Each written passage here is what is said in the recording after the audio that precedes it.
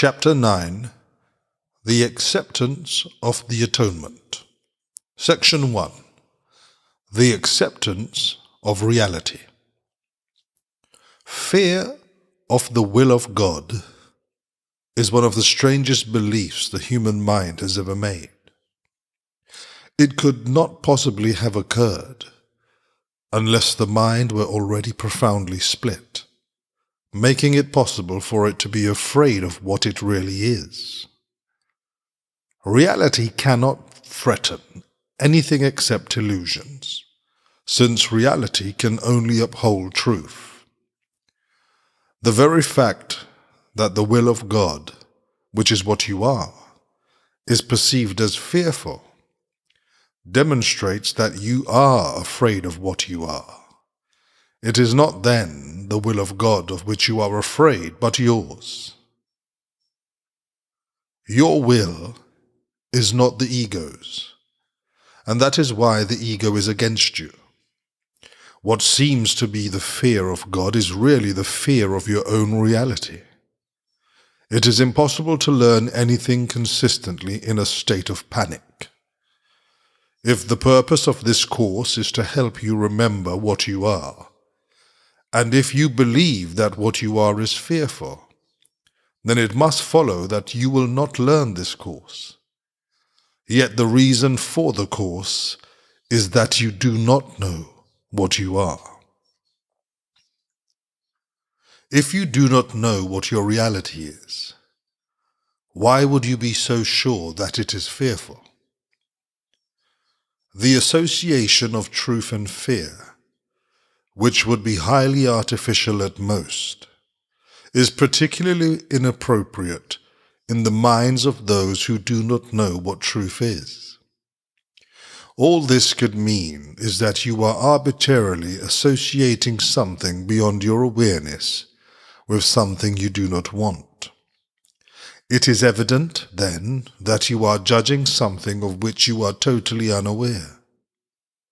You have set up this strange situation so that it is impossible to escape from it without a guide who does know your reality. The purpose of this guide is merely to remind you of what you want. He is not attempting to force an alien will upon you. He is merely making every possible effort, within the limits you impose on him, to re-establish your own will in your awareness. You have imprisoned your will beyond your own awareness, where it remains but cannot help you.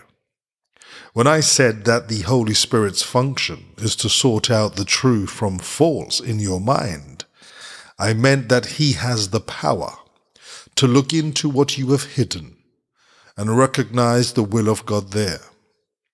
His recognition of this will can make it real to you, because he is in your mind, and therefore he is your reality. If then his perception of your mind brings its reality to you, he is helping you to remember what you are. The only source of fear in this process is what you think you will lose. Yet it is only what the Holy Spirit sees that you can possibly have.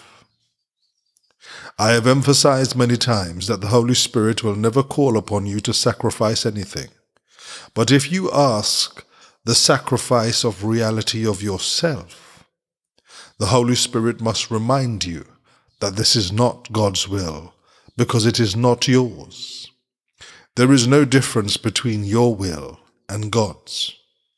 If you did not have a split mind, you would recognize that willing is salvation, because it is communication. It is impossible to communicate in alien tongues.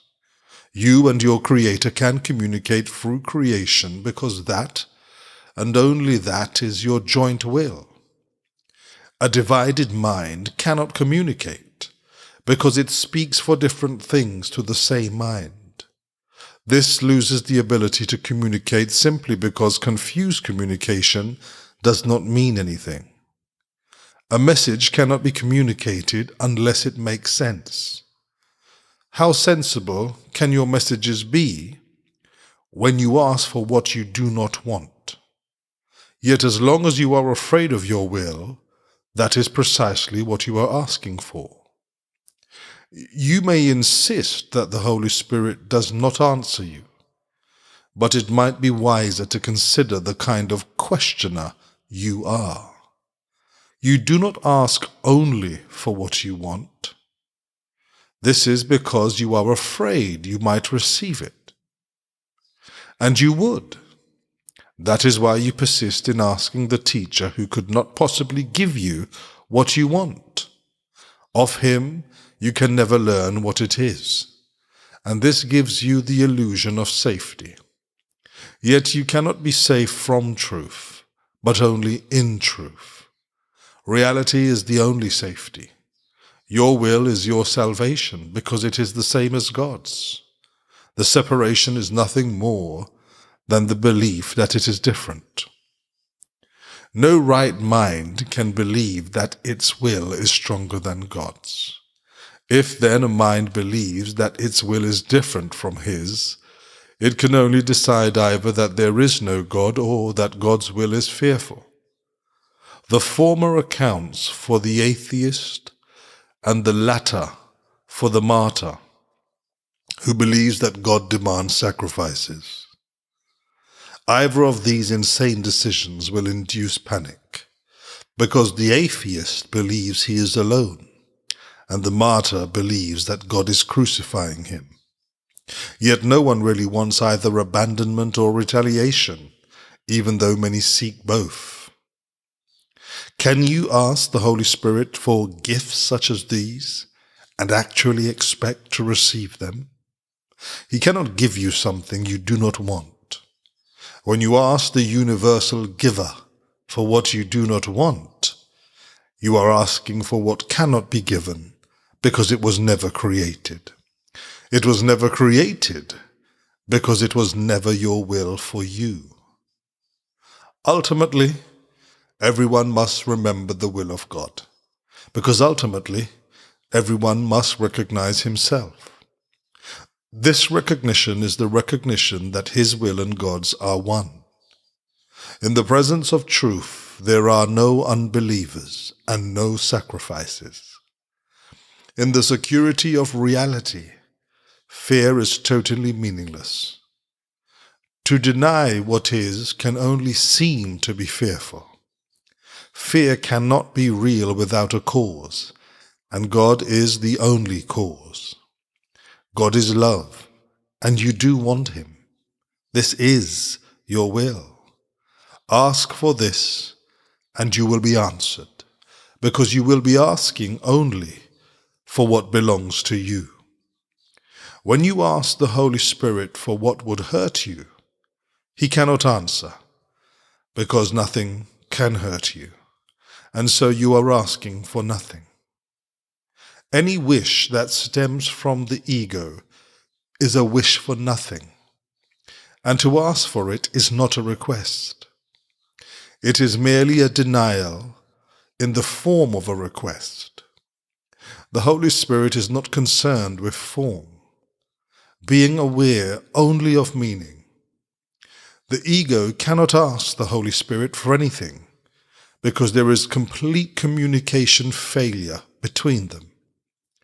Yet you can ask for everything of the Holy Spirit, because your requests to him are real, being of your right mind.